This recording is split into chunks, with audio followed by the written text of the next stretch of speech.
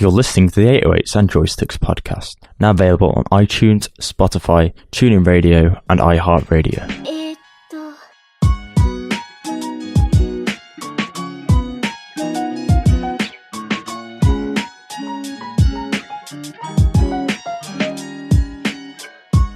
Welcome to episode 23 of 808s and Joysticks, the show that bridges the gap between games, music, season with pop culture. I'm Tairell, and joining me today, as always, is Tom. Welcome back to 808s and Joysticks, our first episode of 2019. We hope everyone had a good holiday season. Happy New Year.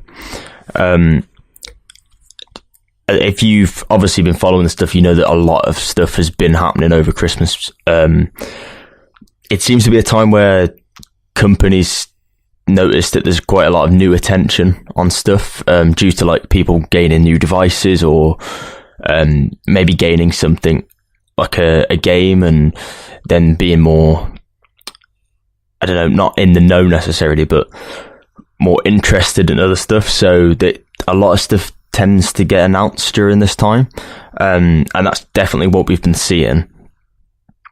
And then obviously it's the thing of starting a new year.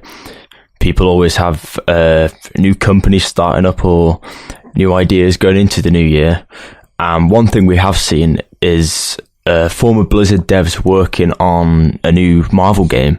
I think at the moment there's 6 or 7 people at this company called Second Dinner, which is a small studio formed of former Blizzard developers.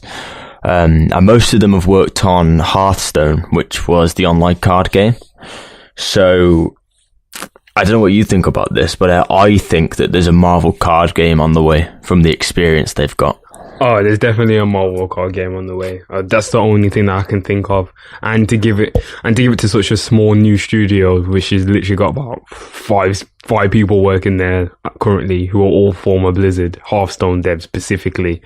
It's obviously going to be a Marvel card game. Like, as you can see, the way that Disney is moving with the Marvel imprint at the moment is they're trying to not make as many mistakes as they did with the Star Wars franchise. But I also think that because Disney have had the Marvel franchise for a lot longer than the Star Wars one, they know how it works and how to shape it into different games. And I feel like they're probably thinking the card games are really big at the moment, so they really want to venture into that market. Also in terms of just the way how all the Marvel games have been produced so far. So we're going to get standalones on the PlayStation. I think we're going to get more of the solo kind of Spider-Man games, what I'm hoping for. And obviously we've got Marvel Ultimate Alliance, which is a Nintendo Switch exclusive for now anyway, that we know of, is an exclusive for the Nintendo Switch, which is a very interesting move on Marvel Disney's point. Plus the amount of films and stuff that is going to be released from just Disney as a whole and Marvel films as well. They're going to have a really big year this year, especially ending the original Avengers. You can't really call it a trilogy. Well, I'd say a series of films. Well, that era of films is going to be over. A lot of actors aren't returning, so we're going to see a definite shift. I mean, we can talk about that a little bit later on, but there's rumours that people might be returning on that. Nothing's set in concrete yet. So yeah. Well, let's just say for now, a lot of contracts haven't been renewed. So Robert Downey Jr. not to return as Iron Man. We've got what's his name called, man? Chris Evans, Captain Marvel. Chris Evans, Captain Marvel, not to return as. There's a few other people as well. I tell you what, every time that someone says that Chris Evans, Captain Marvel, I always think of. If anyone's listening that isn't in the UK, we have a guy called Chris Evans here in the UK who is a radio presenter. He's a ginger guy with glasses, probably in about his late 40s, early 50s. Every time someone says Chris Evans is Captain Marvel, that's sort of the image that pops into my head straight away, like him dressed up as Captain Marvel. And it doesn't really sort of strike the same image as him being dressed up as Captain Marvel would be pretty funny, because Captain Marvel is It's not Captain America, Tom. My bad. But him dressed up as Captain Marvel would also be funny with a wig, like like actually coming out and like this in the actual like I think they're called the Star Force or something like that. That'd be pretty funny. And he's like his little glasses and his little ginger hair. I can't believe I was just saying Captain Marvel like so confidently for about 2 minutes. Yo, everyone just gets like it's hard. You know what? It's hard as well because Captain America was like this number one like superhero, almost like supposed to be. It's kind of like the Superman really of Marvel in terms of like how he is. He can, he's Captain America. His name's got America in it. It's got Captain, one of the highest ranks. Like he's like the guy. Do you know what I'm saying? But then you got Captain Marvel, who has got Marvel's actual name in there, and she's also a captain. And we're gonna learn in her film how integral she will become in the defeat of Thanos in Avengers Endgame. Yeah. Which I still find is a really odd title because it seems like it's really the end of everything, but I don't know. We'll see. We sort of veered off the point that we're trying to make to start with about the card game, potentially Marvel card game made by ex-Hearthstone devs. Personally, I've been trying to look for like a card game to get into for some time now. Preferably on the Switch if I can, and I'm waiting for some cards to come to it. I like the Elder Scrolls one. It's pretty cool. Like, I felt like I liked the Elder Scrolls one because I'm familiar with the stuff in the game and the lore. Mm-hmm. So it seemed familiar to me playing that game. So I felt like I would play a Marvel game because I'm familiar with the Marvel lore and like the comics and the films and other things that have gone along with Marvel and all of the comics.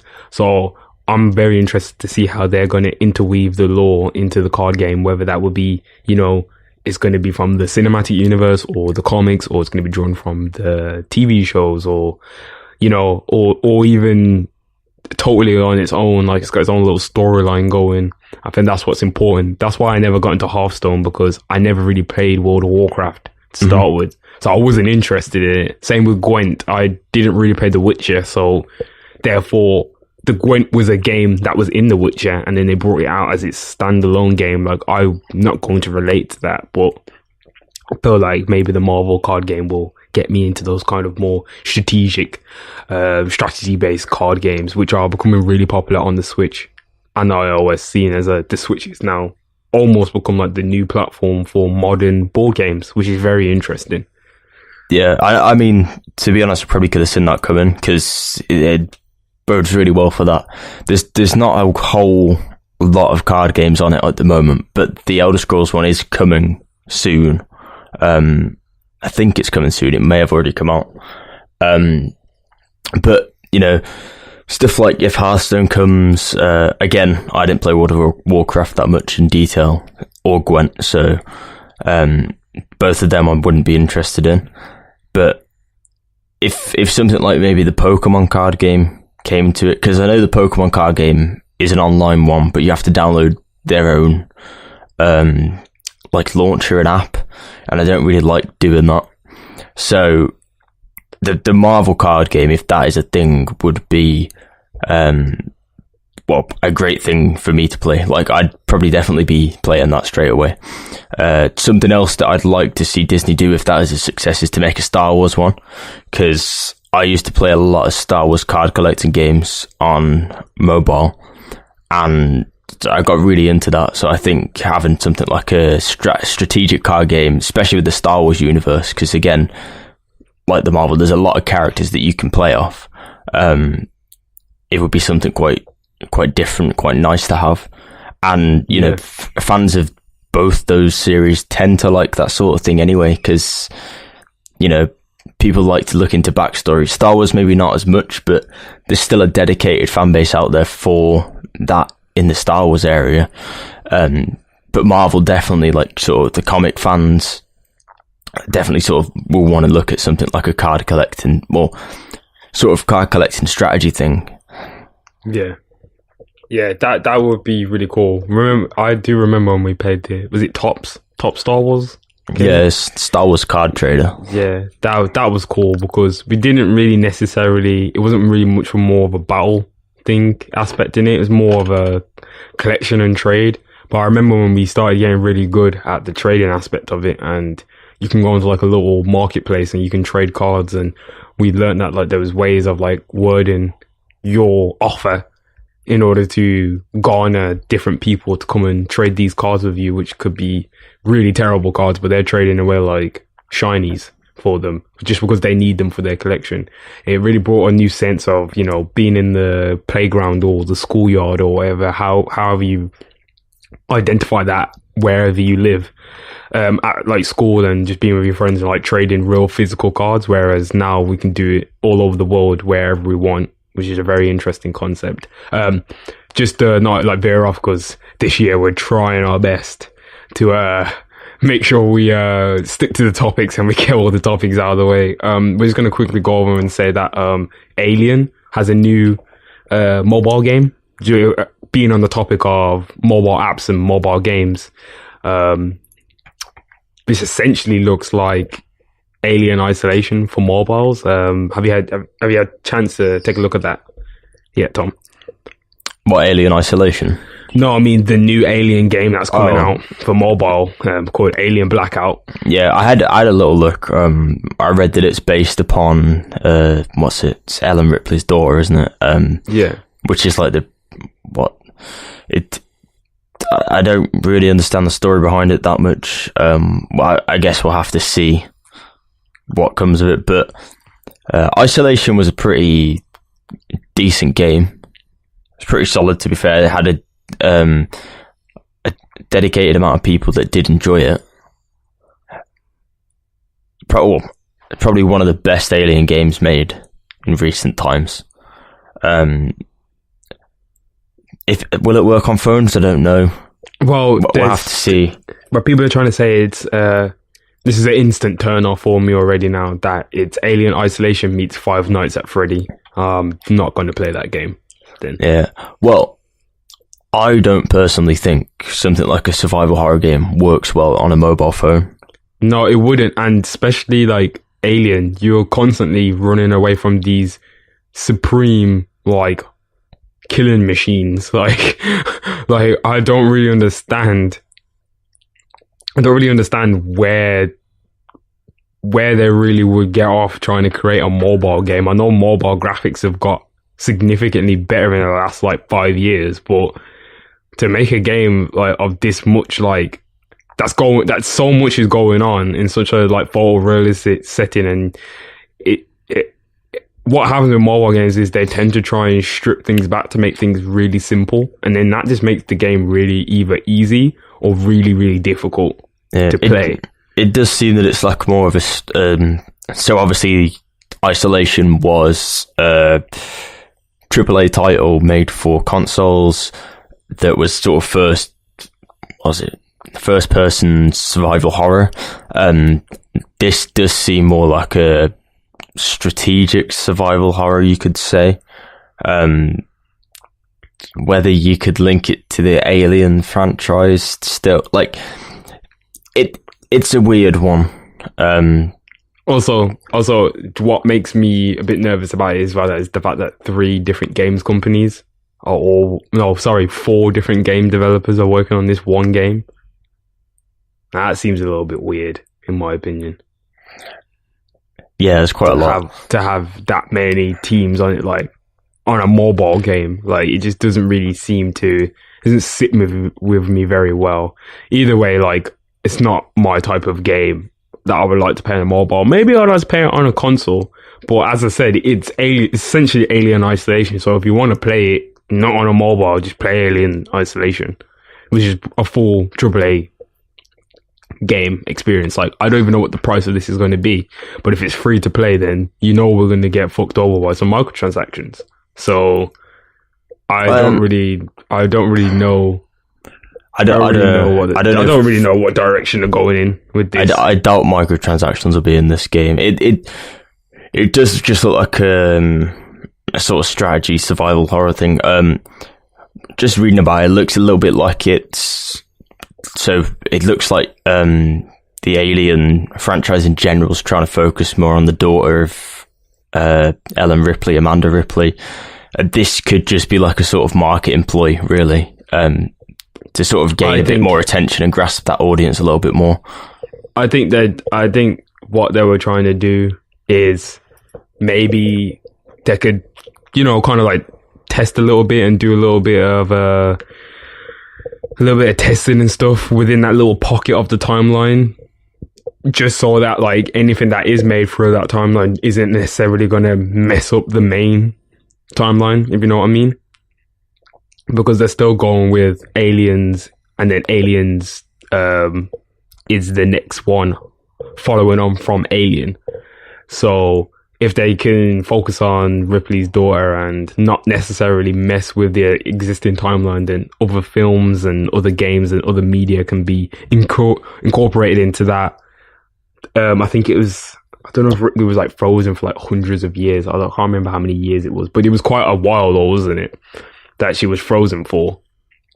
Yeah. And so I guess they can essentially do whatever they want with that time, which is kind of good or not bad. Like, we've seen what they've done to the Aliens franchise. I don't think 20th Fox Century really know what they want to do with it at this point, but it'll be interesting to see once Disney have it and see what they do with it, because they will then also own the Alien franchise as well once that the Fox acquisition is completed. Mm-hmm. I think we'll have to wait and see. Sort of just moving on quickly as well. The thing that happened this week, Lego Lord of the Rings and Hobbit got removed from Steam. We were discussing this sort of the other day. If you did get the free Humble Bundle codes for the Lego Lord of the Rings and Hobbit, and you didn't redeem them in time, which was January 3rd, then you can no longer download the game. It's took off digital stores. I didn't actually redeem those codes in time when I got it for free, so I didn't get the games. But yeah, they were decent games, but I'm not too bothered about not having them on my PC. Yeah, I've got plenty of games to play as it is, so I wouldn't have had the time to get into something like that anyway. But it's weird seeing games getting taken off stores because the license is up and stuff now. It's a bit weird compared to just being able to own the physical copy. But this is the thing though. This is the thing. They're not quite sure what's happened with the whole licensing. People are speculating that it's to do with J.R. Tolkien's family, maybe. They've maybe fell out of an agreement with them. Warner Brothers being the people in that case. And I'm not quite sure how this will affect further Warner Brothers properties that are underneath the whole Hobbit lore, mainly being Shadow of War and Shadow of Mordor, those big titles that generate a lot of income for them. I imagine that Warner Brothers is probably scrambling to make this right at the moment, because if this is the case and they're not going to give no explanation, what's stopping other companies and that from doing this to stronger arm publishers and things into, basically offering up even more money for the licensing or giving them a better licensing deal? Or I don't really know what the need of this is to do, because the only people I see in that really is like losing out now is just players of the game, because as far as I'm seeing, Warner Brothers has probably made their money off these Lego adaptations of films, because the film was out ages ago, and also both games were given away for free. Exactly, both games were then for the whole given of away December. for free. So this only then leads me to believe that these games are no longer super profitable. Do you know what I'm saying? So. And they said that the streaming list charts for these games were it peaked around 150 in November of the amount of people playing playing the game, and then it peaked even more in December because the game was given away for free. So it's not like people weren't playing the game either. So yeah, the Lord of the Rings later on was a pretty good game, but yeah, I don't know what we'll see. People have been saying it might be remasters and stuff. We'll have to wait and see. I personally just think that it's a licensing thing. Maybe, I don't know, maybe they had a 10-year license on it and the license is up. I highly doubt that there's a massive argument gone on. If there has, then, you know, we'll see what comes of that. It'll be interesting to follow. But I think Shadow of War will stay where it is because it veers too much from the original content that it can't be classed as purely Tolkien's purely work. Tolkien's work. But this, yeah, I do understand that, and I think that as well. I totally agree. But what I'm saying is that I feel like the Tolkien family, apparently their relationship with Warner Brothers isn't healthy, and I think the contract is coming up very soon, and I think they're unwilling to renew the contract. This is what I'm reading currently in the Polygon comments, which is obviously not like proper reputable, but also why would people just lie and have this mad information about the Tolkien family and how they're not happy with their relationship, their business relationship, and I'm seeing some other things as well across the internet that the Tolkien family is not very happy with how the franchise is being handled. But game-wise, I thought it was handled pretty well. Film-wise, like, that kind of IP is pretty stagnant at the moment. I don't think people really want more Lord of the Rings films, in my opinion, anyway. Well, there's the TV series coming out on Amazon pretty soon, so that's like the next thing. I think a TV series is good, but is Warner Brothers behind that then? Or no, it's Amazon behind it, so Amazon behind it, yeah, because could be the reason why. Maybe people said that the Tolkien family still own all the characters and everything, so I don't know what kind of crazy license this is that they're giving out. Like, if better terms are offered for the franchise by a company that's working on a TV series for it, that also produces movies, has a streaming service, also produces games, it could be a no-brainer if a contract is coming up to do that. We should maybe also look towards Lego as well, because they might have something to do with this too. Never ever thought about that Lego could have. It could just be the Lego license has gone. Yeah, it could be the Lego license might have been gone, and Warner Brothers is like, because then essentially it's like 3 licenses, isn't it? So you've got the Lego license, the Warner Brothers film license, the Warner Brothers game license. I don't know if that's a double license that they've got just for to produce entertainment underneath these characters, or it's like a separate license for that. I don't know. We don't really know the legalities, but I am very interested to look into this a bit more because I feel like there's more that meets the eye when it comes to this Lego Lord of the Rings and Hobbit getting removed from Steam, and this could become something that might become more and more frequent. Like, we've seen things getting removed and stuff due to licenses running out. Well, we saw Marvel Ultimate Alliance due to licenses being removed. Publisher's license ran out and got removed. Marvel vs. Capcom could definitely be the same. Hard to find. Alan Wake was off streaming platforms for quite a while until it's been renewed now.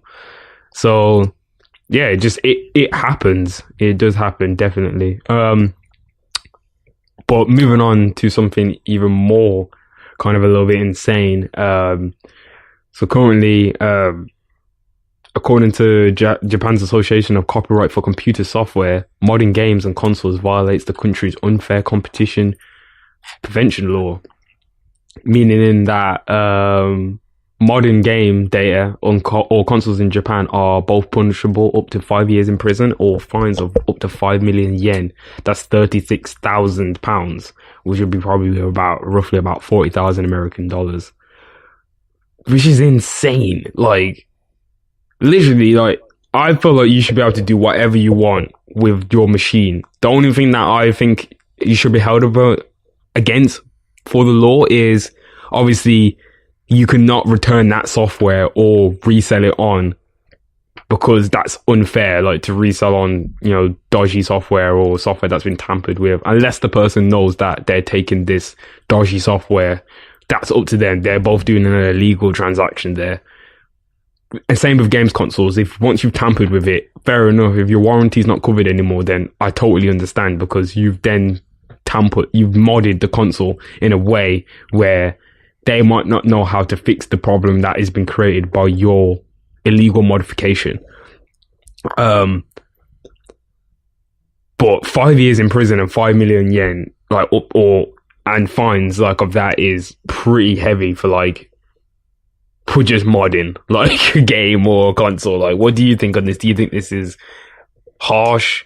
Do you think this is fair? Do you think this is insane? Like, what do you think about this? So I think there's less details provided here than should be.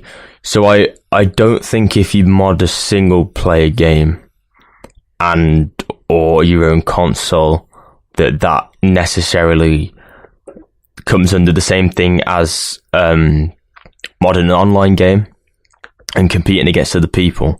It does state unfair competition prevention law, so I'm guessing that means in an environment where you're competing against people. They also state that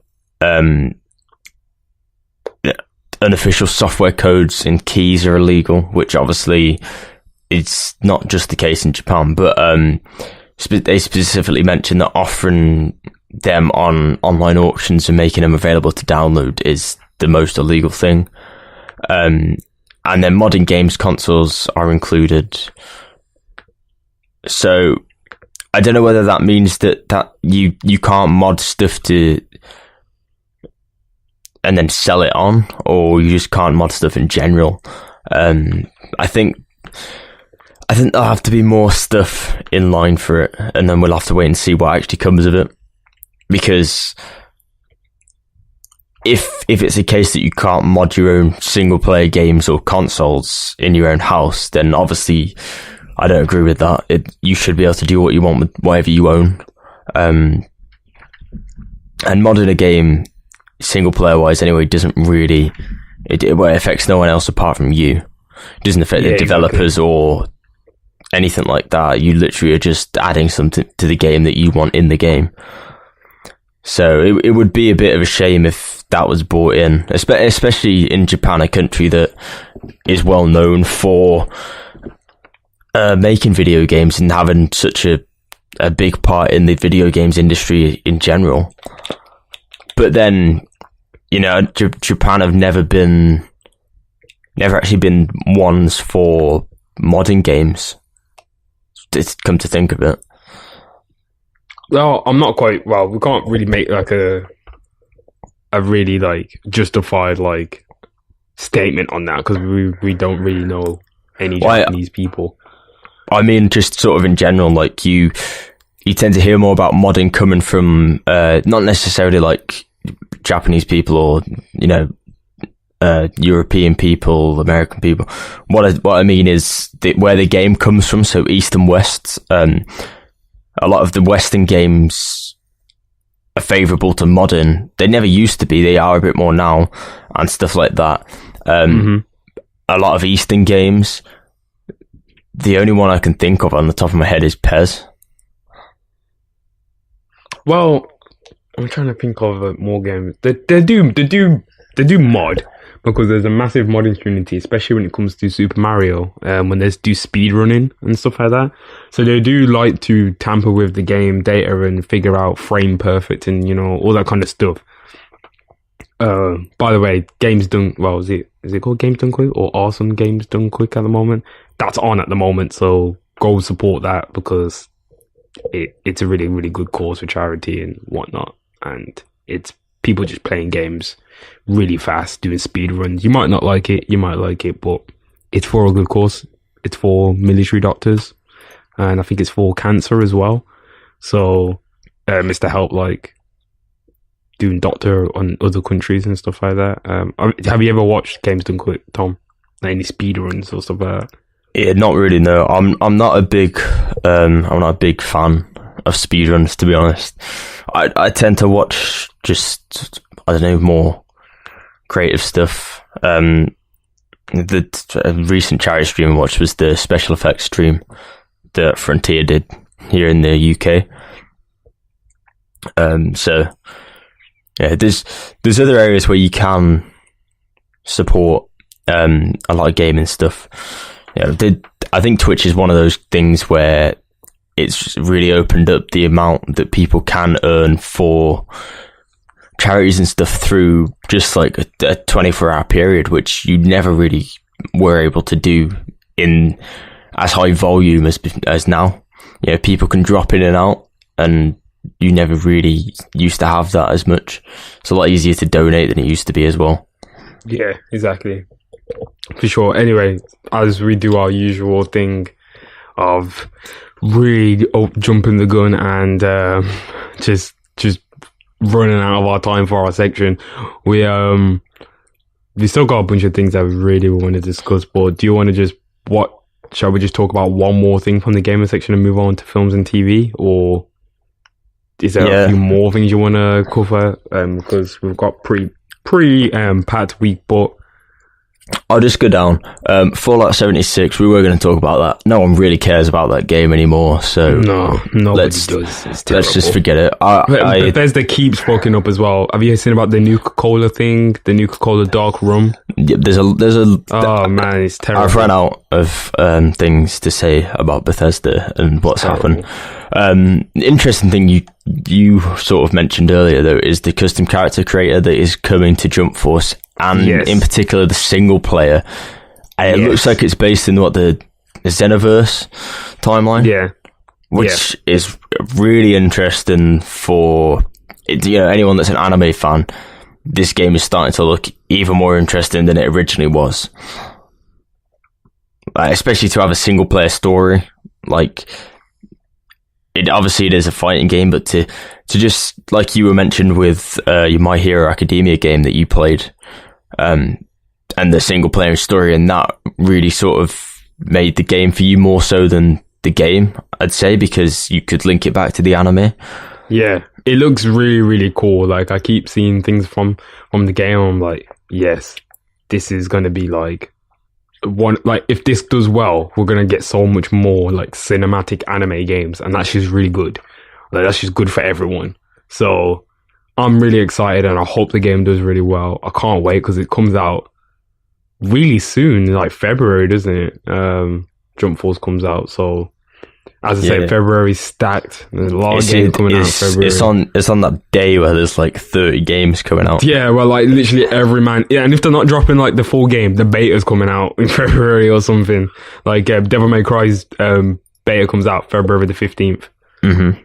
So that's another thing we've got to play. You know what I'm saying? Like, it's crazy. It's crazy.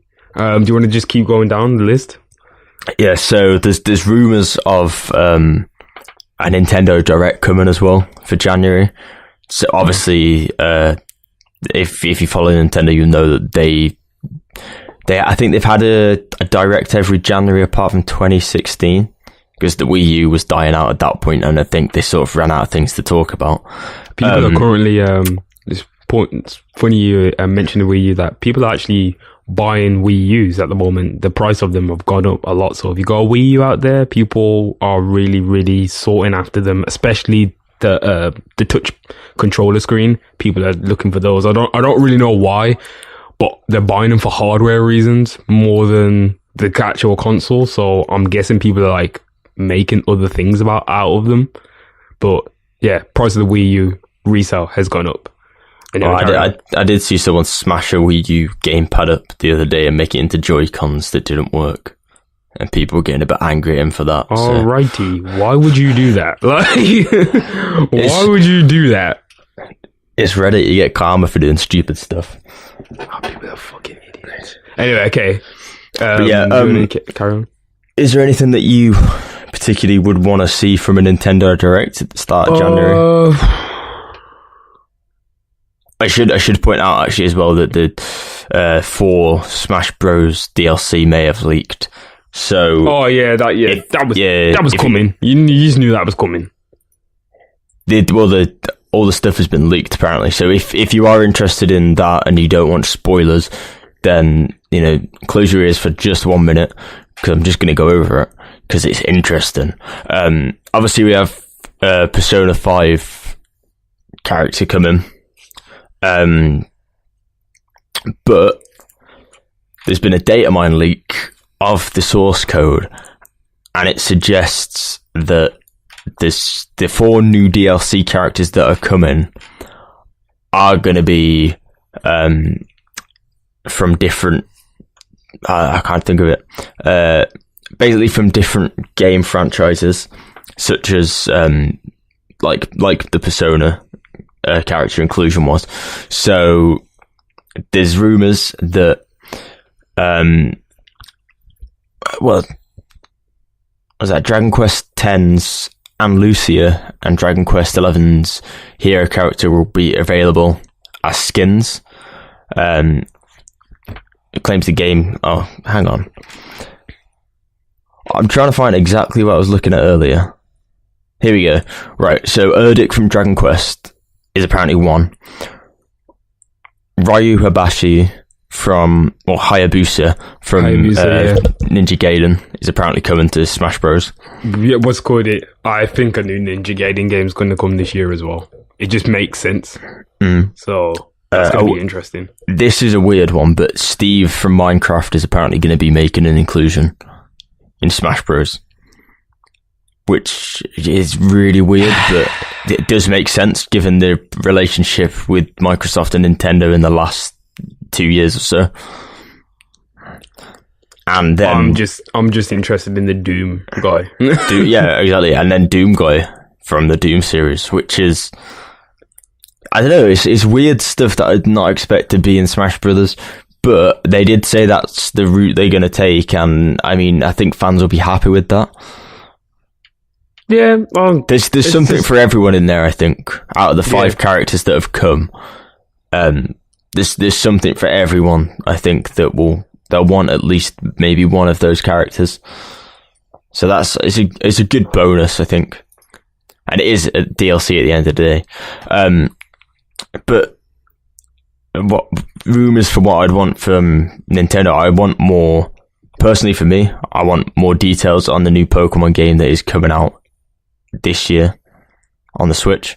Oh yeah, the actual Pokemon game. I want to see that one as well. Generation 8. I want to see exactly what's going on with that game now. I did read something about it earlier this week. I can't remember what, but it seems interesting. More thingies as well are going to be ported to it. More like third-party games that are on like the major consoles, like the big ones that not handheld ones. I want to see if they're gonna like try and port those over, because seeing as they can port all these other games over into these small cartridges, I'm pretty sure they won't have a problem doing some of the other popular titles as well. I just think it'd be nice for the Nintendo Switch fans to also experience some of these games as well. There's also been rumors that sorry, go on.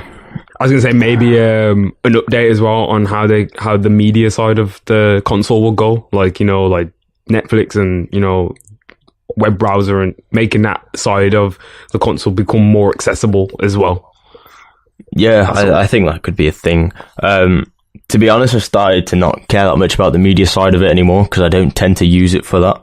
Okay. But I think if I was traveling more, that would be a big bonus. But obviously, I have quite a nice setup at the moment, so I don't need to watch anything on my Switch. It's easy enough for me to just watch stuff on my computer, like it's not far away compared to my Switch.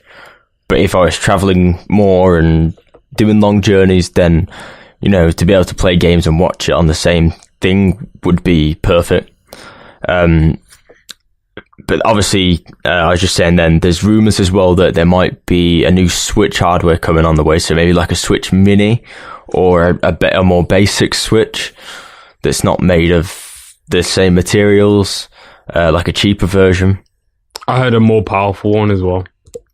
Yeah, there's rumours about that, but they seem to have died down, and now there seems to be talk of like a cheaper version, like a budget Switch that maybe so a budget Switch. Maybe it won't have TV capability. Maybe it would just be handheld only or something. That would make sense.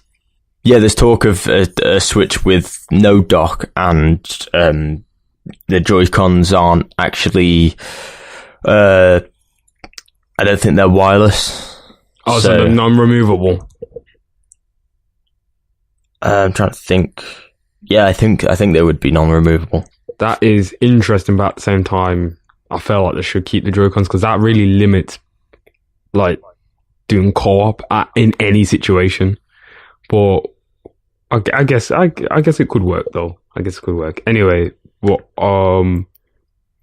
Should we move on to films and TV now, or? Oh, Soulja Boy's getting sued by Nintendo, but we'll talk about that next week. Or in 2 weeks. Well, we'll just cover it quickly because there's not too much to say about it. We were going to cover it a few weeks ago and never got around to it, but he started selling the Soulja game console, and pretty much at the end of the day, everyone worked out that this wasn't a console made by Soulja Boy himself. It's just a random emulator took from a different country, and then sold at a massive profit because why not? He wants to do that. He did it with loads of stuff. There was like the Soulja phone and the Soulja watch. I know what the fuck he was doing. Soulja tablet. Like, to be honest, yeah, it's sick, yeah, because all he did was just he took a lot of fake Chinese stuff and stuck Soulja on it, and just stuck Soulja Boy on there, and just legit, like, fair play to him for actually having like a real life business and everything like that. Like, but also he should have really just maybe looked into it a little bit more to see that you can't have copyrighted games and stuff like that on there. Like, that was, I think, was the ultimate problem, was the copyrighted games. Like, the console itself wouldn't have been a problem, but if you had IPs and shit like that, like, on the game, on the system, like, that are not yours, you just can't have that. You just can't have that on there. Well, in a previous interview, he said, honestly, I feel like everything is 100% legit and there'll be no reasons for any legal ramifications. I just can't believe that. No one in his team... It's been researched, he said. Everything's basically confirmed and given the green light. Stopped by him and said to Soulja Boy, like, yo, I don't think we can have Tomb Raider and Tekken on the game console. We don't own these properties. Like, you didn't tell me nobody told him that, like, once. Well, in a now deleted tweet, he said, for anyone that thinks Nintendo's going to sue me, nothing's going to happen, everything is legit. I wonder why that tweet is now deleted. There's got to be a reason he's deleted that tweet, because that would be a tweet that you'd keep on there if you weren't going to get sued. But yeah, Nintendo has a previous history of suing people that use emulators or ROMs, and they actually are normally successful in that. So the future's not looking bright for him. Like you just said, he's used licensed IP to advertise, and they played numerous titles. So it's just bad. Like, it's just a rebranded console with unlicensed content on, and it's made clear that they're not actually used with permission. Exactly. I mean, I can't say I expected anything less from Soulja Boy. Like, this is the same guy that's still trying to sell me King Soldier 10, where I'm not interested. I think he ended that series with King Soldier, like, wasn't it the album? Like, the actual definitive The King Soldier album? Yeah, I think so. No, this is just a little reference, like an inside joke, like, between me and, like, Tom and, like, a couple of our other friends, is when we was in college, we used to, like, ironically listen to Soulja Boy's music, even though, like, it wasn't that bad for its time. It was pretty ahead of its time, like, the beats and the way how he rapped on there. Because he is Soulja Boy at the end of the day. He's very influential. Like, he's probably never ever not going to be rich. Like, which is a great thing for Soulja Boy. But he released a series of mixtapes called King Soulja, and he used to release one once every like 2 months. Like, not a series. He literally did King Soulja 8, and then I think he did King, which was King was like King Soulja 9, the definitive one. So King Soulja 10, you know, give it another 6 months when all this shit dies down and he needs some more money. King Soulja 10's coming back out, or it'll be King X. That's what I'm looking for. Oh no, not the King X. That's a dirty album title, King X. No thanks. No thanks. I don't want to hear about King X. King X coming. Sounds terrible. Oh shit, King X. You know what? No. Let's just move on to films and TV. King X. Oh god, that sounds horrible. We're moving on to films and TV. Because we're in a bit of a rush, we're going to talk about this. The Punisher's got a season 2 date. Don't know why. It's probably going to get cancelled next year. But Punisher's still going on Netflix, even though I know for a fact Disney's trying to put a stop to like all their IPs on Netflix now because they've cancelled Jessica. No, they haven't cancelled Jessica Jones yet, have they? Oh, they've cancelled Daredevil, Iron Fist, and Luke Cage, with Jessica Jones and the Punisher the only one with new seasons on the way, which I think means that they were already filming them and they were like, fuck it, we're going to have to release these next 2 seasons. But I know for a fact that they're probably going to cancel it. To be fair, I've read into this quite a bit, and I should have discussed it last time, to be honest, but it's not actually Disney that are making the decisions about cancelling this stuff. It is Netflix. Primarily is Netflix, and Disney doesn't really have any plans to reboot stuff like Daredevil or anything on its own platform, unlike what we thought previously, where they would just move it over. It doesn't look like that is going to be the case. So it's a bit weird, but I think Netflix have sort of gone down the road now where, you know, they earn enough money. They're either second or first in revenue wise compared to Disney now.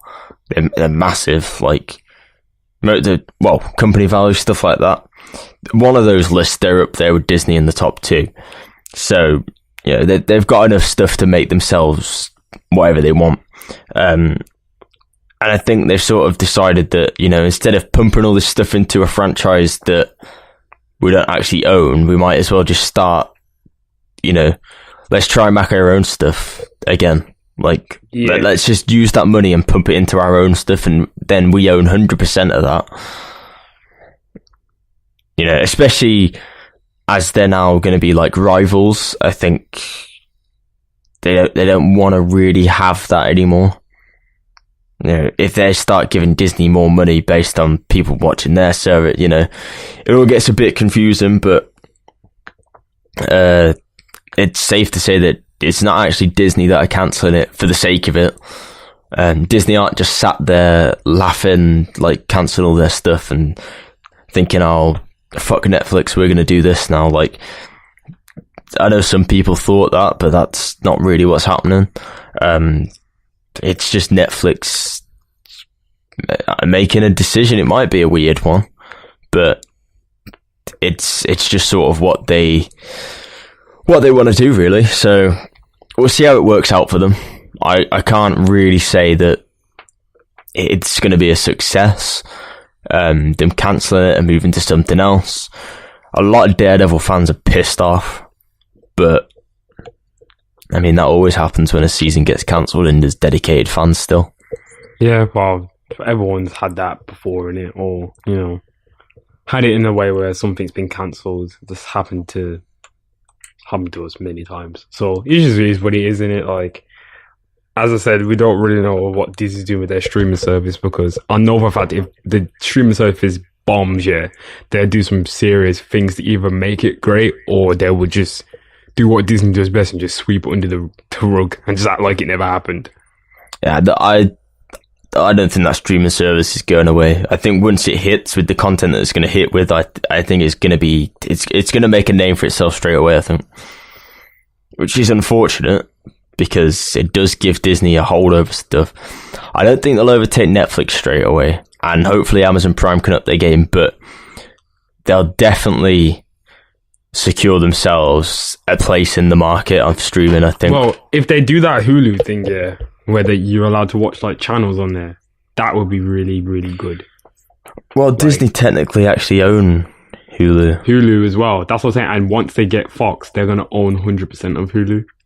And Disney also own ABC, I think, and NBC. So if we could get like the channel thing on there, that would be sick. Like in England to watch like some of the programs on the channels, or maybe even English channels to watch live TV on a streaming service. That would probably be the next thing, because sometimes you can't always find. I know it's crazy saying sometimes you can't find something to watch, but sometimes you just want to have background TV. Just find like a channel that's got something on there that you don't necessarily have to make a decision about. Do you know what I miss? I miss the old Netflix days where you could literally speak to the TV. There's like a little robot and you just press the button and he's like, here, watch this. And you're like, cool, we don't even have to think about it. Oh, like, yeah, where you used to do a random... I don't think you can do that anymore. You might, though. No, you can't. There is an app on iPhone, I don't know if it's on Android, that I've got called Upflix, which tells you all the updated stuff that comes to Netflix every week in your region that you select. And there's also a randomized feature on that, so you can literally, put in a few things, say, I want this, and then just click randomize, and it'll just tell you, like, it'll pick something for you. I think it picks 3 for you, so you get to pick out of 3, which is it's a pretty nice thing if you ever want to just sort of sit down and, sometimes I feel like it takes longer to decide picking something than it does watching it half the time, because there's so much at your fingertips now. But exactly, that's true. That is definitely very true. It is nice to just be able to press that button and have it come on. Like, channel flicking was a thing back in the day, and you just sort of watch whatever was on because you couldn't be bothered to change the channel. Yeah, exactly. Whereas you can't do that anymore. No, you can't. It's really weird how times have drastically changed. But in still keeping with the theme of Netflix, and bringing variety to things, there's a new animated series being produced by the infamous David Fincher and Tim Miller. For those who don't know who Tim Miller is, he did Deadpool, and David Fincher has done a lot of stuff. He did Fight Club, though, which is an amazing film, and if you haven't watched Fight Club yet, then definitely go and watch Fight Club.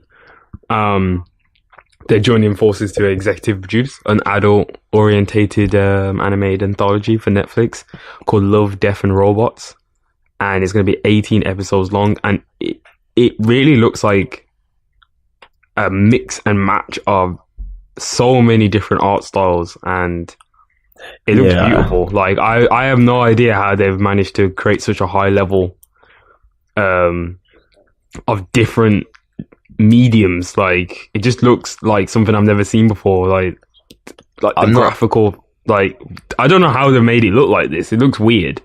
I'm not too sure about it. To me, it looks weird. I'm hoping that it doesn't all run in one concurrent universe, and it's like it's split up into like a sort of a few episodes here and there, but in different art styles. I don't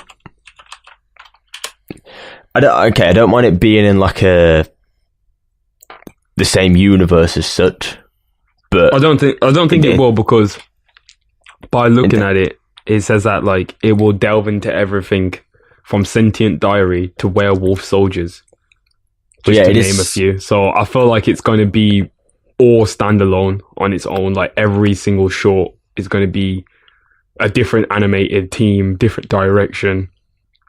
So I think you can be like, I think you're cool. Like, it's not going to be like that. Which, it's a little bit better, that is. If that is the case, it looks like it could be, in a way, the more sci-fi based animated Black Mirror. Yeah, I was just about to say that. Like, that's definitely what it looks like to me.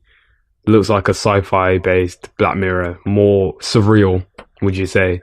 More out there, maybe more anime elements rather than real life elements. Obviously, Black Mirror is sort of sci-fi in itself. It's more like dystopian sort of sci-fi. This definitely seems like it's more based around, the traditional sci-fi you sort of see a bit more. I wouldn't say that Black Mirror is more cyberpunky.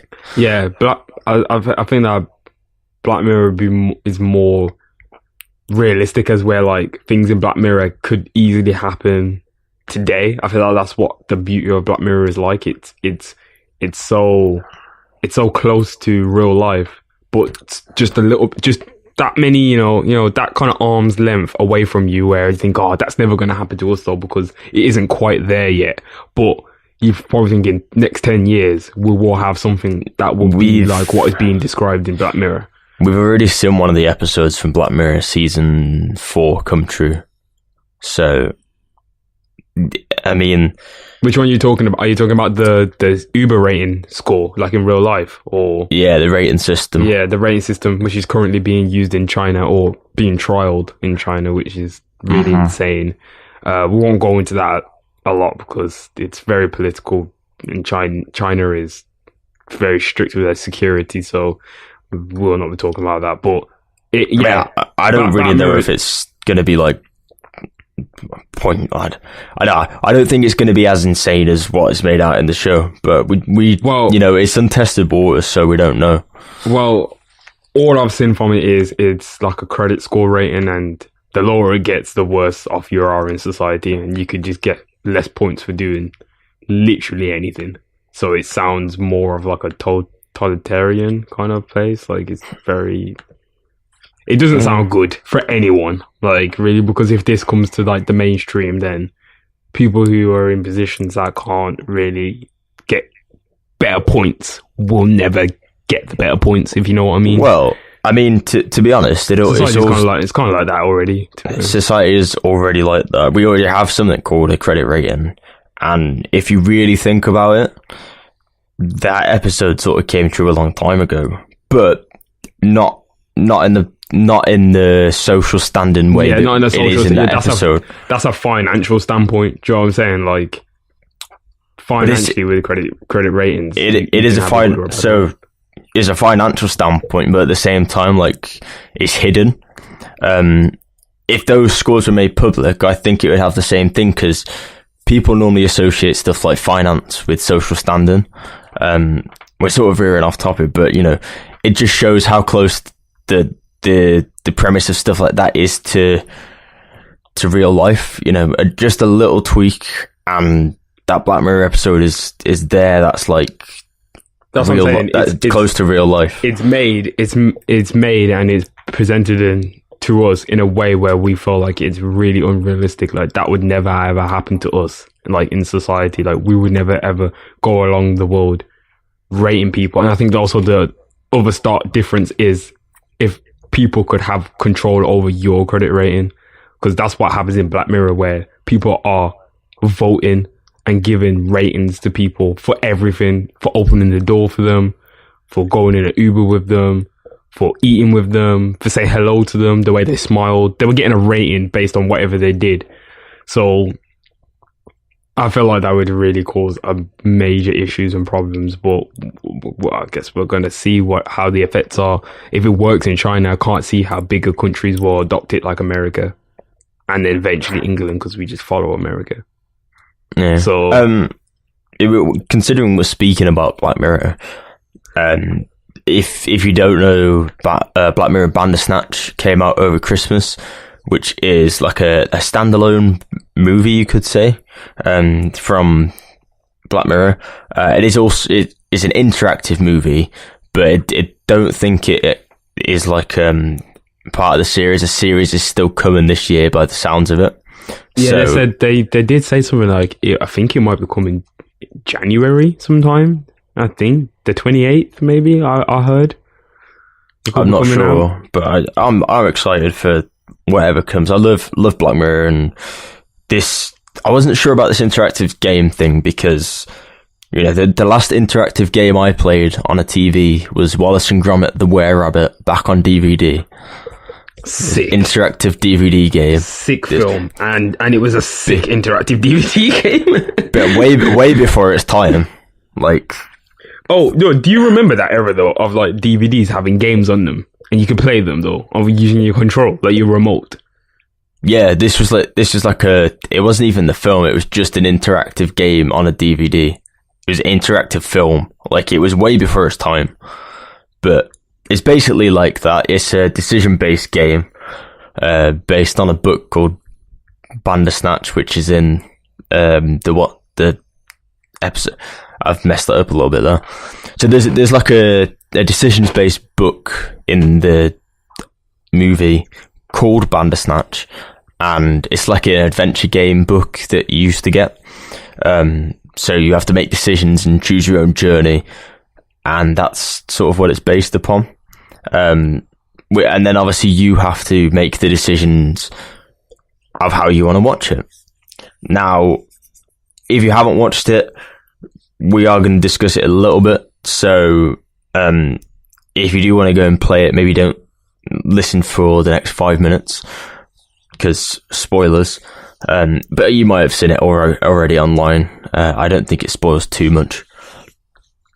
But what did you think of it? Did you play it more than once? Did you keep going back, or? I was playing it with my cousin and my girlfriend, and it was a bit of an experience, to be honest. It was kind of weird at first, because when we was playing it, we all started getting really, really like upset at the decisions we was making.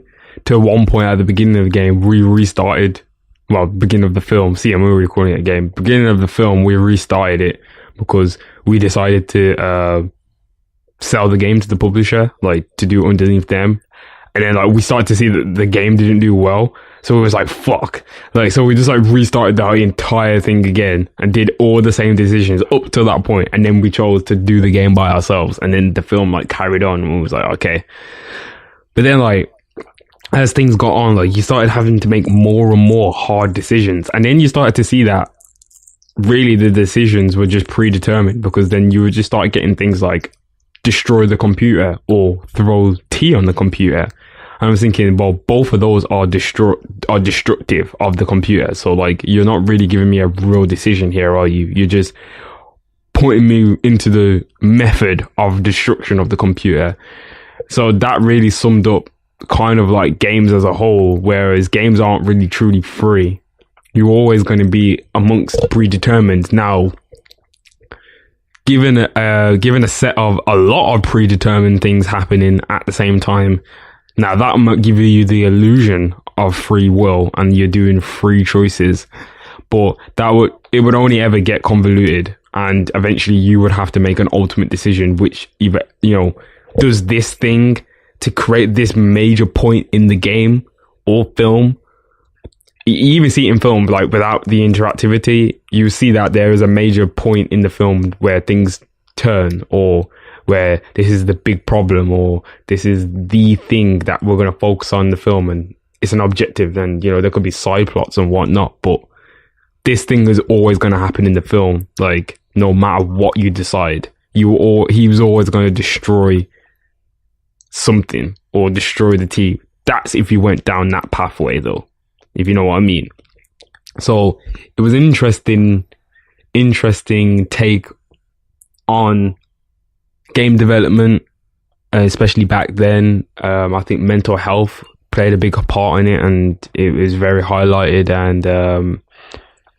and also a little bit about subliminal messages, I think, and how advertising and things like that essentially work as a whole, and how we can start to see more interactive content like this becoming more and more the norm. Like, people are talking about how maybe we'll be able to get cinemas like this, where the whole audience votes on like a certain predetermined outcome, and the majority percentage of the people in the theater who have decided on that, that's the scene that will carry on. Now, whether that would work, I feel like no, because people will start to argue in the cinema about their decision and about other people doing that decision over theirs. And I think as well that people just essentially don't really want to watch a film to make these decisions, because that's why some people don't like to play games, because they feel like there's too much choice involved in games. And then some people don't really like watching films because they rather feel the interactivity. They feel like watching a film is just watching a game being played out, which I have heard people say that to me before, which I think is really unbelievable.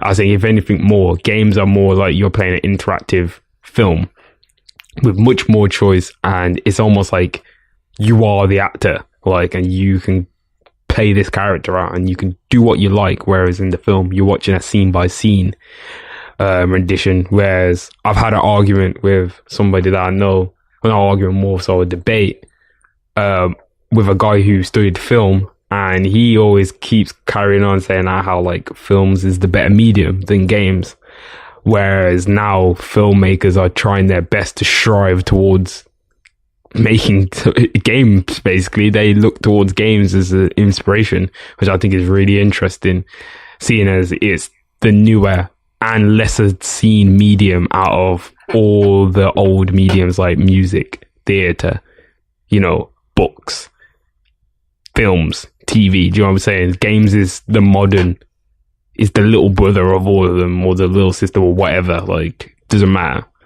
It is the former of all of them. So I think it's really interesting. It marks a point in films, in my opinion. What do you think? Well, I thought it was interesting. I could see the cinema thing working, but not on a wide scale. No. I think like special screening for certain things would work very nicely. It's like a nice addition to something like that. But people go to the cinema to sit and watch a film. Yeah, exactly. I don't know. I just didn't feel comfortable watching it that much. It took a long time to get into it. It was weird. Felt a little bit. Do you know why? Because I felt like the film just runs its course. You're on edge. You can't really like pause the film. Like, you can pause it, but like it's not like a game where like you can pause things and you can actually pause mid game, like, and it won't carry on. Like, you can take some time to really think about what's going on. Like, no, you just get like these mad decisions that come out of nowhere sometimes, and you're just thinking, fuck, like, I've got a decision to make. Like, what do I do? You have 10 seconds left, and so sometimes I wasn't paying attention and it just decided for me, and I was like, oh shit, like, yeah, exactly, like, I didn't want to pick that. Yeah, exactly. And you're just thinking to yourself like, oh fuck, like, I feel so nerve-wracking, and essentially it only really works if you're just the one person watching it themselves, whereas like when we was watching it as a group, we took it in turns and everyone had a different opinion on how the outcome should have been. There's not enough time to work together as a group. Like we've just said, 10 seconds is not enough time. And I think it's weird. I think it'd be a good approach to play it as a group and have different opinions. I think you get a mixed react. To be fair though, I was making decisions that I didn't really want to make, and then I was just making decisions because I thought, why the hell not? I'm already here now. Like, exactly. I actually failed the first thing with the publisher, because I think I picked to stay with the publisher and the game fails, so you go back to start again. Yeah, that's exactly what happened to us, where we was thinking, oh fuck it, like, this publisher seems great, and then next thing you know, like, Colin Rittman, he says, oh, bad decision, and next thing you know, the game is trash, and I had to start again. I was thinking, like, already at this point we've got like a decision that literally throws the entire timeline out the window. I was thinking, I don't know about this. I wasn't able to make any decisions after that though. After that, it made all the decisions for me up until the publishing point again, and then I had to decide. It brings you straight back to the publishing point again, which I find interesting, because wherever you get lost in that story, then you can't change the decisions you made previously. So there was a few times that happened. I think I did actually complete it in the end, because I got the credits and stuff, but I decided that I was not going to look at that and wanted to play it again. But I did, I did finish it second time round, actually. After that decision, I did finish it and get the think credits. as well, like, when I think about it, I felt like it tried to be too self-aware in a sense as well. Where, like, yeah, the it didn't need to Netflix take decision. itself. Yeah, it didn't really need to take itself that serious. Like, it was being really, really self-aware, and I thought, like, well, this is the first time Black Mirror is really, like, trying to be self-aware. Like, it didn't, you know, it's doing it in a way where it feels forced. Do you know what I mean? Like, so it was a little bit weird, but I sort of liked it for some reason, and like it worked in a weird way, but it did feel a bit awkward. It was definitely really interesting because we've had ideas and concepts of this years ago, which we still have and which we won't discuss because just in case anyone takes it. But it was very interesting to see how it worked, and I could definitely see why they did it, but it also wasn't the best execution of the idea, in my opinion. Like, they could have done way many more endings, and, you know, they could have made it a lot more vast. Like, I feel like, well, there is a secret ending apparently. I've not actually watched it yet. For it to be an hour and 30 minutes, it felt like it was really short. Yeah, I tried to do as much as I could on it after I'd completed it, so I tried to go back and do some more stuff. Yeah, I watched a video that broke down all the endings. But my, I think I got most of them, but my actual Netflix cut out at that point, and I tried refreshing it, and it was late, and I just couldn't be bothered to finish it. So I realised that I'd had enough, so I left it at that. But, you know, it is weird having to make decisions about, like, killing your dad, for example, in the game, and then having to bury him in a garden. Like, I didn't think I'd be doing that, but, you know, you have, 10 seconds to make that decision, and you do stuff that you probably don't want to do because you have limited time and limited decision. Yeah, exactly. Like, when I seen that as well, I was like, like, destroy the computer or shout at your dad. I was like, obviously I'm going to shout at my dad. I'm not going to destroy the computer. Like, I've turned myself into a madman, and, like, I just took acid. Of course I'm going to go and finish the game now. Like, the game's going to be sick. So, like, but it's really weird that if you do kill your dad, that's the best outcome for your game. Like, your game is sick if you kill your dad. Like, you finish it and everything. Yeah, that's the reason why I completed it second time round.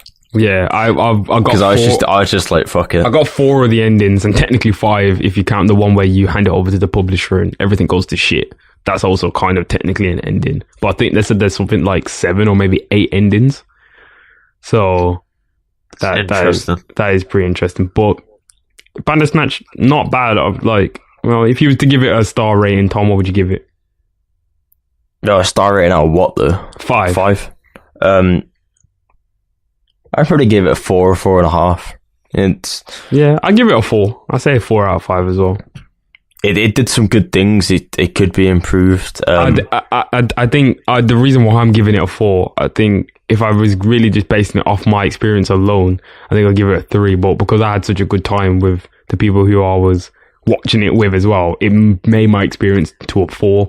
And also I can acknowledge the level of detail and work that went into making the film what it is, and to bringing it to a modern audience. I think it's really, really not revolutionary, but it's definitely a turning point for films of that kind to be introduced into the mainstream media. Mm-hmm. So yeah, I'll give it a 4. Some other quick things that we've got to cover Netflix related. Stranger Things did get a release date, and that is coming back now. July it is coming in July. July the 8th. 8th, I think. Yeah, I think it's the 8th.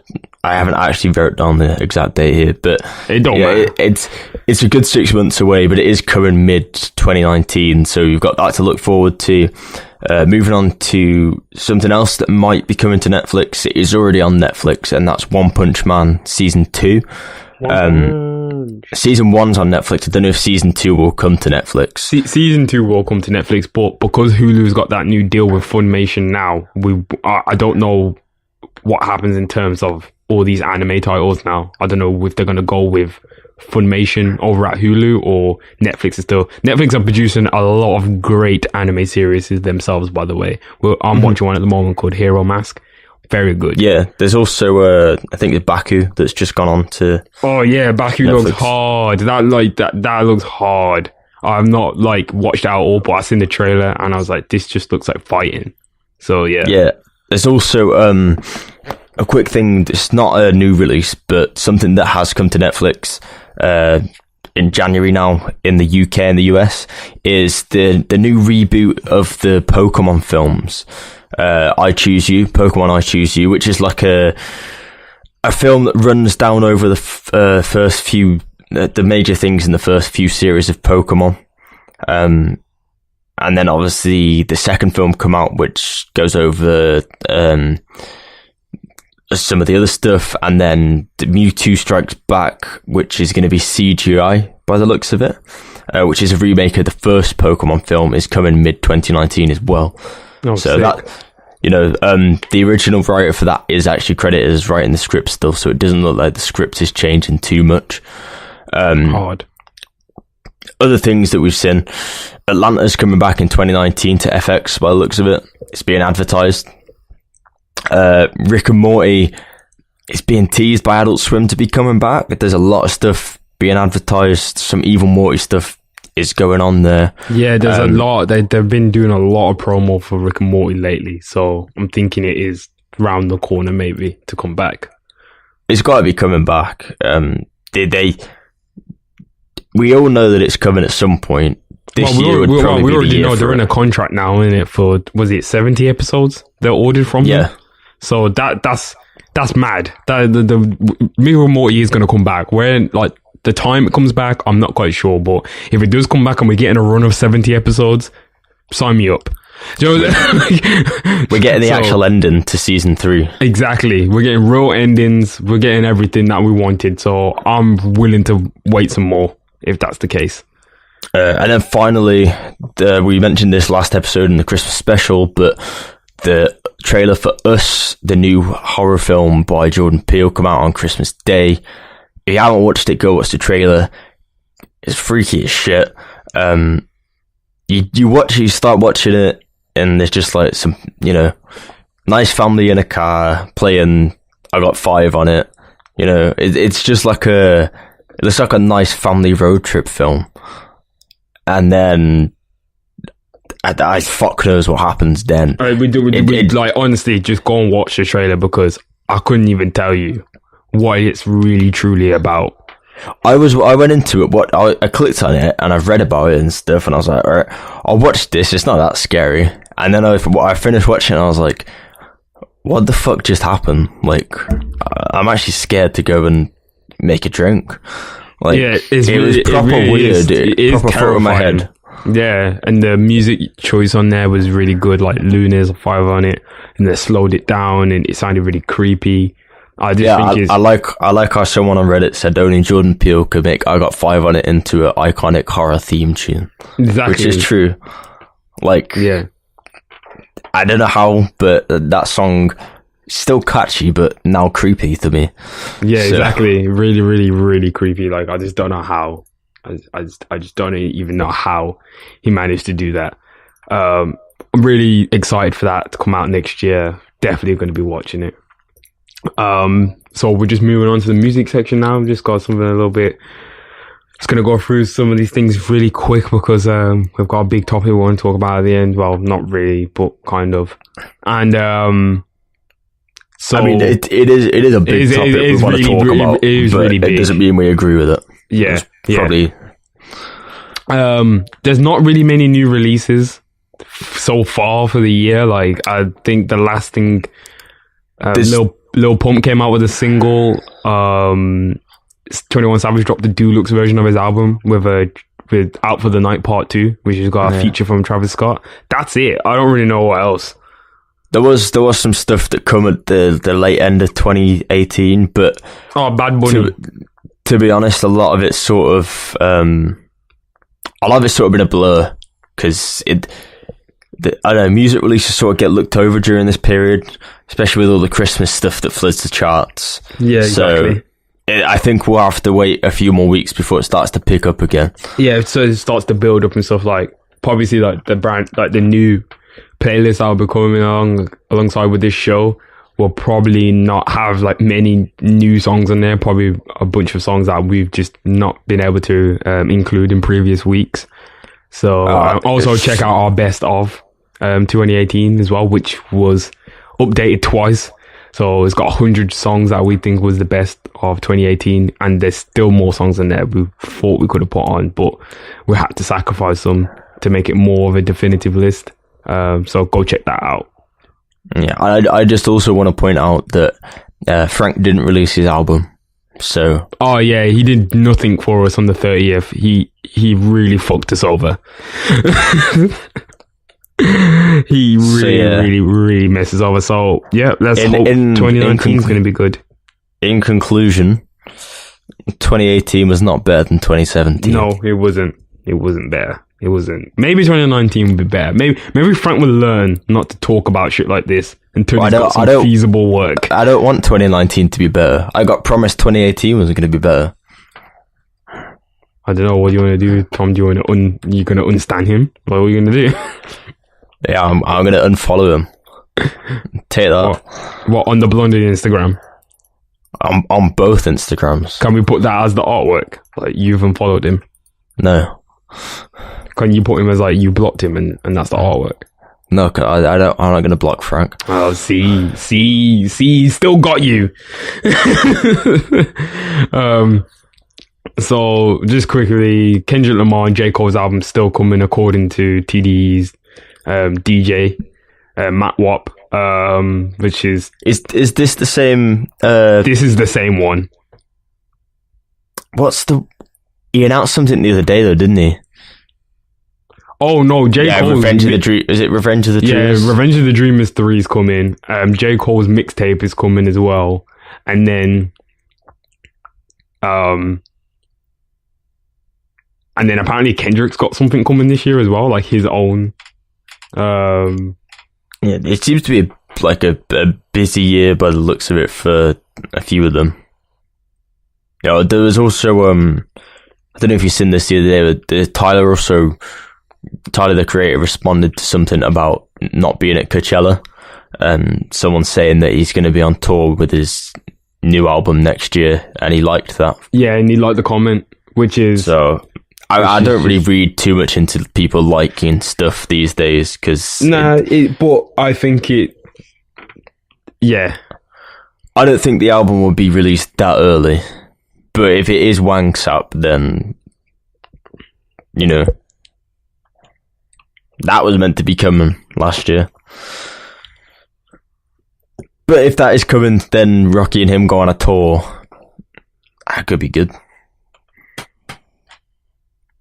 Yeah, definitely could be good. I'm excited for the new project. Also heard a few rumors swirling around about Sway Lee and how he's supposed to be leaving Ray Shremmerd, which he's debunked and said that Shrem Life 4 is on the way and that's his brother and he's loyal forever. So that's that.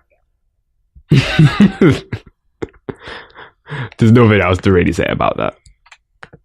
And Kanye is currently in Miami working with a bunch of people.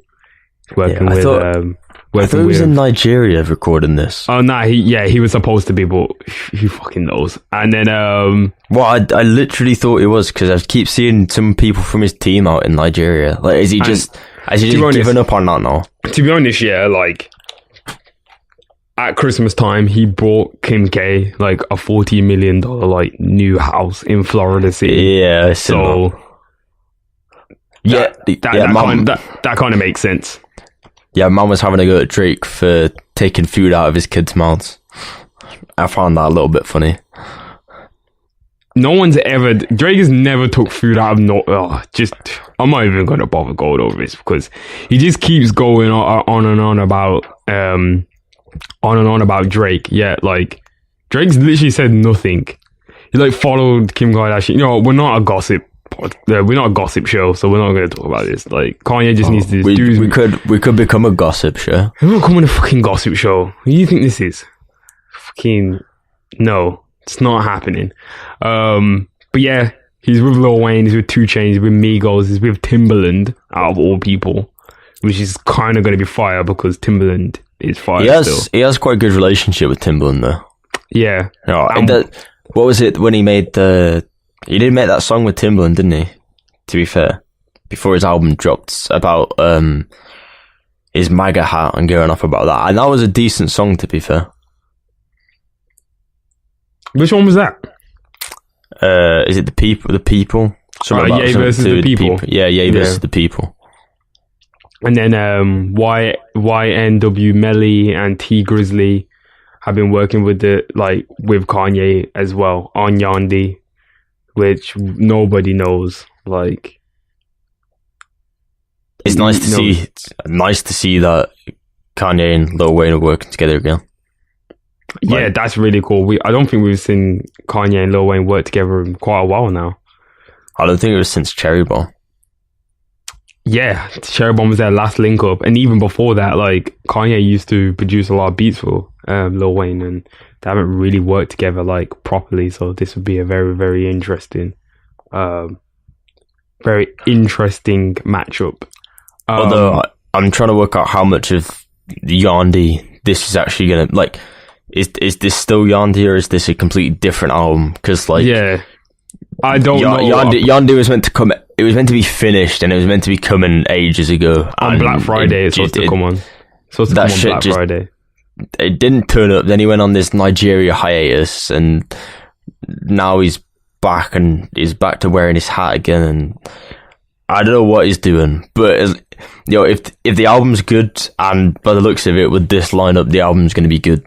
Like, it seems like he's going to be a bit more classic Kanye than we've seen before.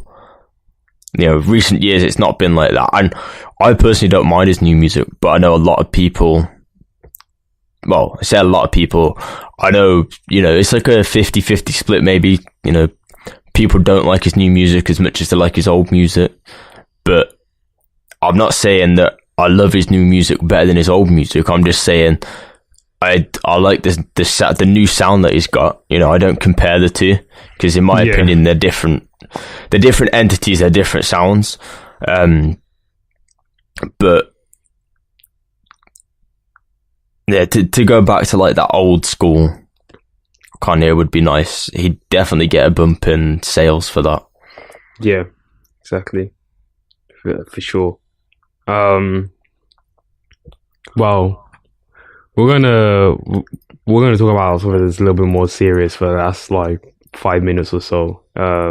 Just because it's been swirling around, and it attains to a certain man who's got to a certain stature within music, where he's not even almost, he's essentially become untouchable. We're talking about R. Kelly, also Kanye. I'm talking about Kanye. We're talking about R. Kelly, also known as Robert Kelly,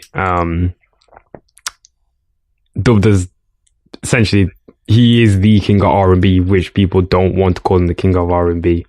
I don't call him the king of R&B, but he's kind of just. I know this is serious and stuff, but I just want to point out that the crown of king of R&B was already taken last year. If you announce it on Twitter, you are king of R&B. So everyone knows who the king of R&B is. Who? Jacquees? Yeah, exactly. No, Jacquees. Alright, we're not talking about that. So, I watched the documentary, the 6-part Surviving R. Kelly, and it was I gotta say, I haven't watched the documentary. Yeah, Tom hasn't watched it. It was really disgusting to see some of the details and hear some of the things that was going on, and people were allowing it to happen, and people were knowledgeable of the things that were going on, and I feel like they're just to blame as well. And I'm seeing some harrowing things. We see a particular interview with Dame Dash that says that the Jay-Z and R. Kelly joint album had a role in the end of Rockefeller. So if you know what Rockefeller is, that was a record label that brought together such people as Kanye, Jay-Z, Beanie Siegel, Memphis Bleak, Just Blaze, a plethora of people, like without Rockefeller Records being there yet, I think that would have maybe hip hop wouldn't be the same today, definitely. And that was a collab album between Jay-Z and R. Kelly called The Best of Both Worlds, and he was just talking about basically how like he just refused to be on it because, you know, and all the money from that album he donated them to a breast cancer awareness organization that Aaliyah supported, seeing as Aaliyah was his ex-girlfriend, and she told him about how much, you know, of a bad person and the trauma that she endured from R. Kelly. He opposed that. So it's hard to think about, so who in the music industry supported through all of this bullshit that was basically right there in front of everyone's face. Like, we as like the music community, especially in the R&B community, and even like more of a surface level, the black community, shouldn't have let that happen at all.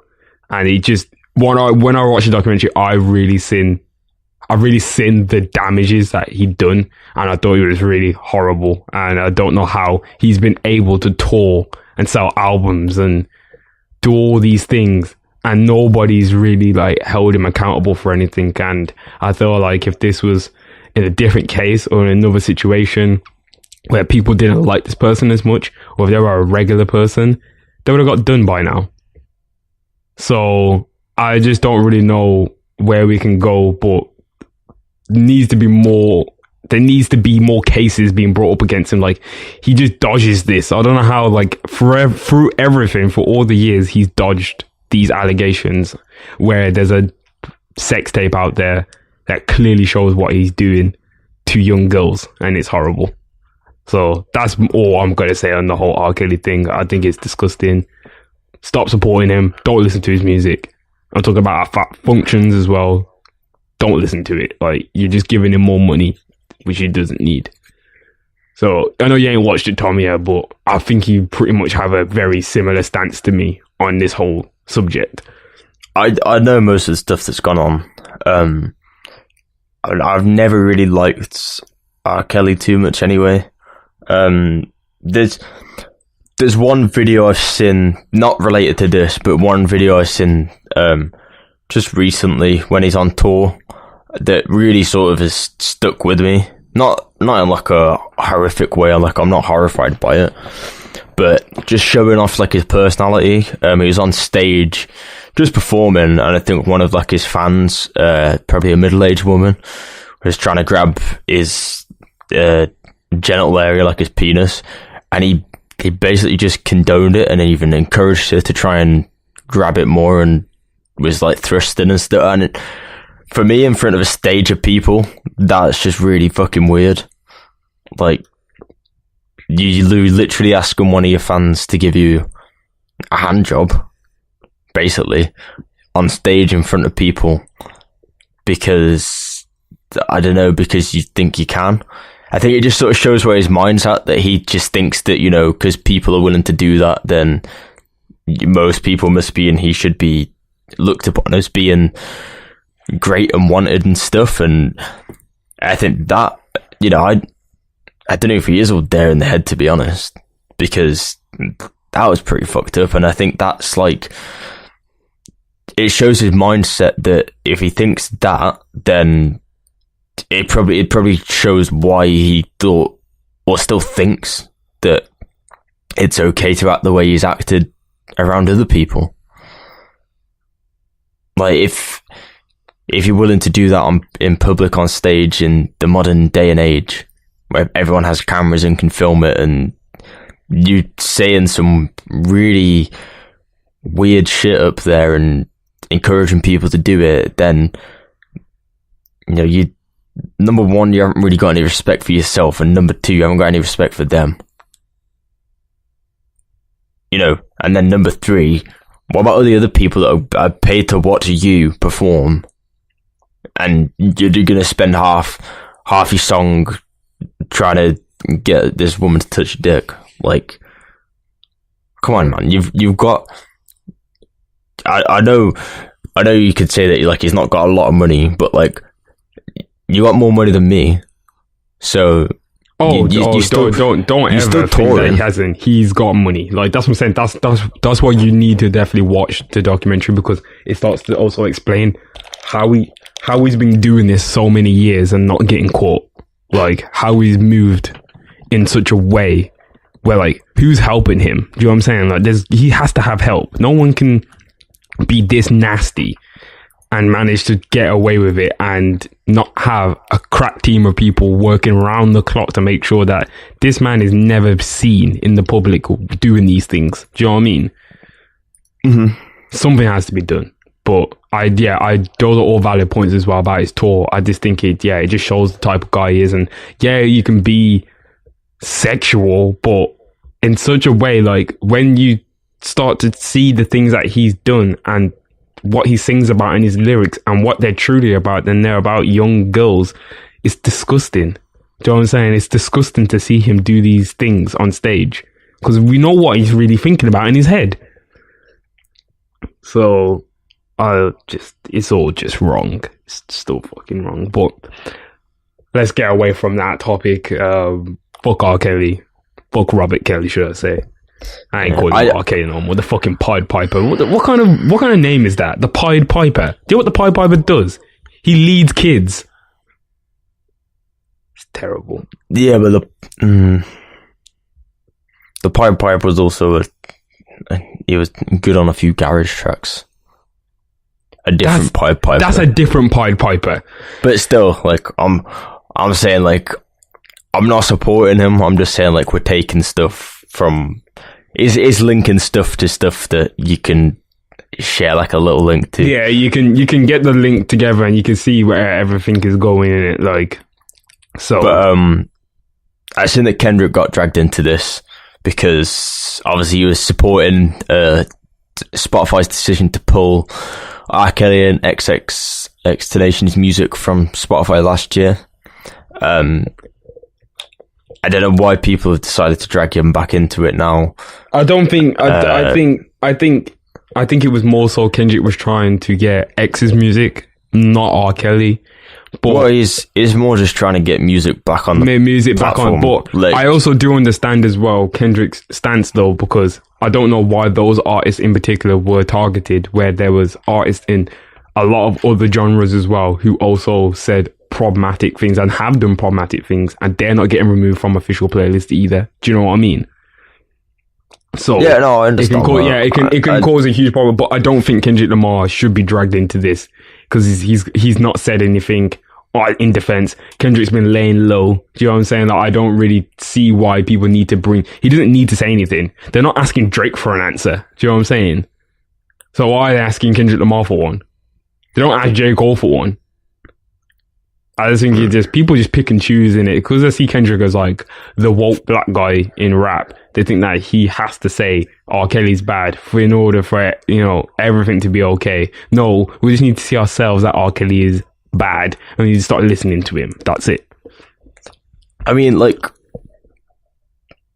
I don't want to say that you should stop listening to. I understand you're giving him money, but what I'm saying is, like, these people aren't saying stop listening to him, or I agree with him. They're not saying, like, go out and listen to his music and give him lots of praise. They're literally just being like, look, at the end of the day, that's a censorship of music issue. If people's music starts getting took off, like, because of that, then we're gonna have to start looking at everyone. My music could get took off because, you know, I've been involved with maybe some things in the past that I shouldn't have been involved in, and, like, does that mean that my music's going to get taken off now?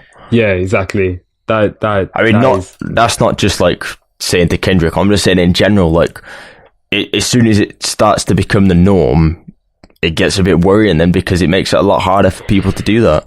Yeah, exactly. And then that's what I was saying. Then you have to start. Don't do it for one genre. You can't just do it for hip hop. You have to start considering, not even just hip hop. You can't just do it to hip hop and R&B, or those kind of, as I said, quote unquote urban genres of music.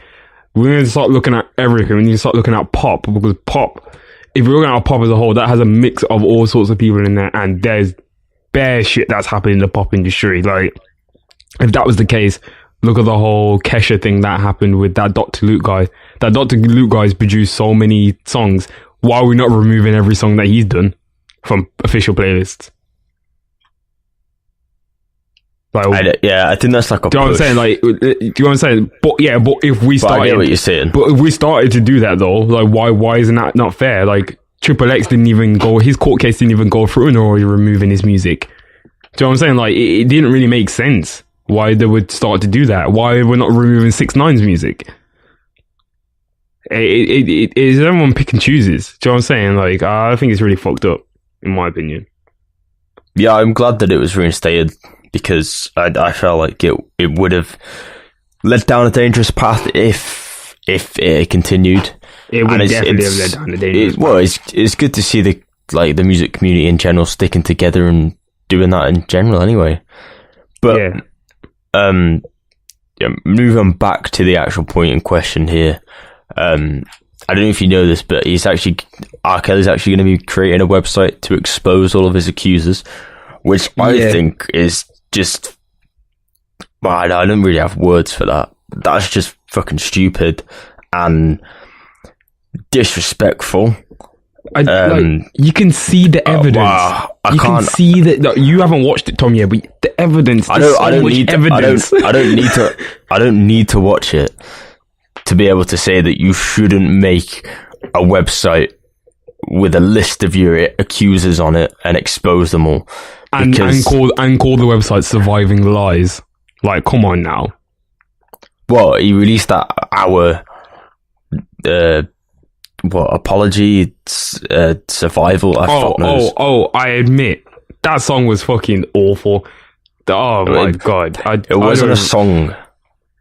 It was like a 20-minute like just fucking exposure like of himself. I don't know. And he still didn't get arrested.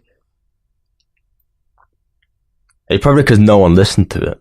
I listened to a bit of it. I struggled to make it very far. We've got Bobby Shmurda serving how many years in prison right now for a song, of him saying that he's shooting some guys on the block. R. Kelly's got a 20-minute song explaining himself as a paedophile, saying, I admit, and nothing's happened. I just don't understand. Where's the disconnect? Yeah, but the difference is, R. Kelly comes from a different generation and time, and also because the fact he has the money to back him, and now I'm going to put this out there, and this is going to be a little bit controversial, but R. Kelly made a lot of good music, which, R. Kelly did make a lot of good music. No, he did. They're very classic R&B hits. I can go on record by saying, that R. Kelly is probably one of the most talented musicians. Oh yeah, of all time. Like, Michael Jackson went to him to get. He wrote "You Are Not Alone" for Michael Jackson. Like, let's just think about that. I'm not doubting that he's not a talented musician, but I'm also not doubting that he's a massive bellend. Yeah. Oh, of course. Like, that doesn't matter. Like, him being a paedophile is way worse than being. Yeah, I don't know if I can say that on. I've said it now, but that was deserved. You said it now. You said it.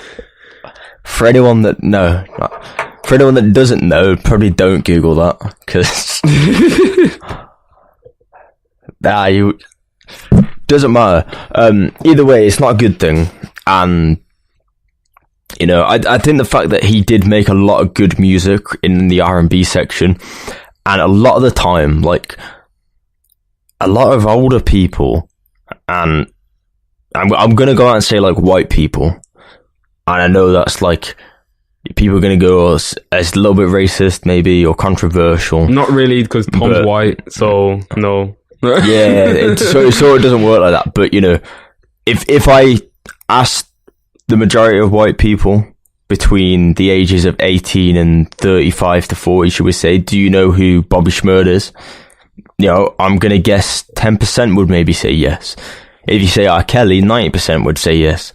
He has a lot more of a hold over stuff like that, and that's the difference. The difference is you can't, now it's the same thing with like it's not the same thing. It's similar to the Michael Jackson thing, where he was accused of doing a lot of this stuff. Now, we never know if anything happened because of that. I'm not sure. No, yeah, nothing was ever done, and obviously, nothing was ever. Yeah, Michael Jackson really died, proved. And nothing ever proved. But we've also never seen like a plethora of evidence such as this against R. Kelly, where like the man literally is out here admitting it. There's girls coming forward left, right, and center saying that R. Kelly had me trapped in a sex cult for 2 years. You know what I'm saying? Like, I just don't, it's insane. I just don't know how people are not looking at this and thinking, yo, this man really might be guilty. Like, not might, he is. Like, let's just get off it. Let's just get off it. Because it's starting to make me get a bit upset and angry about the whole situation. How we're just allowing this to happen. Like, it's bullshit. But,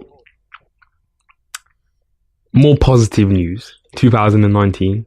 It's going to be a good year.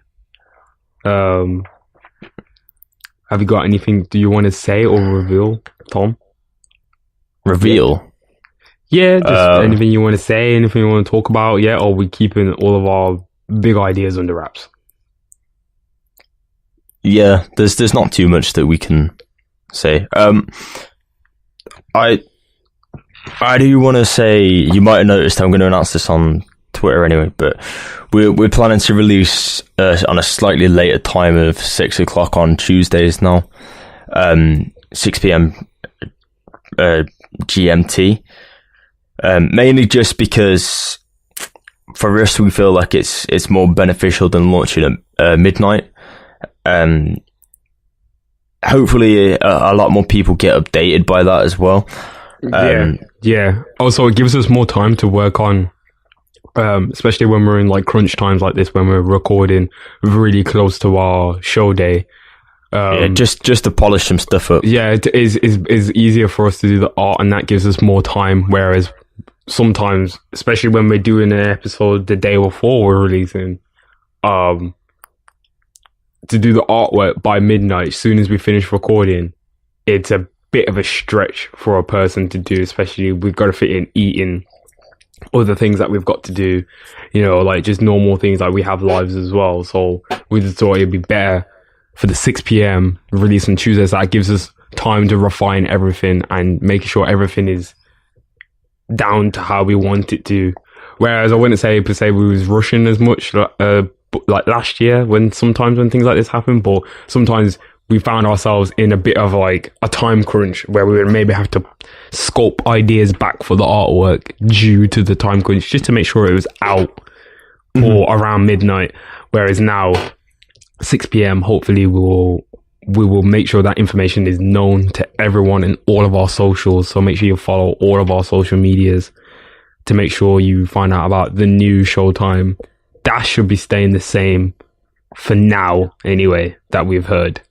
That should be still going exactly the same, which is cool as well. I wish we could actually see our viewership from Dash, but we see people saying that they're downloading the app and stuff in our comments for Dash, or to listen to Dash, like they want to listen to the Dash show as well. So very happy for that. Still very happy with the support over the last year. Can't thank everyone enough. Yeah, this year is going to be a lot. I don't want to pick up too much, but we have some plans that we want to try and implement. We are obviously both at university still. When this was started, I wasn't at university, so there was a lot more free time between us to actually work on polishing things or doing artwork. You know, I had a lot of spare time that I had available to do artwork instead of doing university work outside of university. And all the editing and stuff like that. There was time to sort of get all the website and editing and everything sorted. Now, back at university, there's a drastic change in how much free time there is. Hence why we're trying to change stuff to benefit that for the new year. Like I said, we do have some plans. We are going to aim to try and do our best with that. but just bear in mind, like, this is going to stay the same. The other stuff we're working on, we're hoping to get something sorted soon within the next few months, but we have to bear in mind that if there's not enough time and we don't think it's right to do something or launch something the way that we didn't want to, or announce it, then we're not going to pursue that, because if we can't be fully committed to something new as well, then it's not worth pursuing at this moment in time. So we are, we are working on stuff, but you just need to keep your eye for that, and remember, this is going to be coming still every 2 weeks with the playlist every week. Yeah, we're still going to keep it going. We're still seeing a nice growth, a nice progression. This is episode 23, and 2019. Let's go. I remember the 1 year anniversary is coming up. February? Yeah, for March. Well, March technically. Well, when the pilot happened, those who haven't listened to the pilot, don't go back and listen to it. It's awful. Yeah, that was a different era. That was. That was. Maybe have a look out for something to come around that time. Yeah, for sure. Peace out, guys.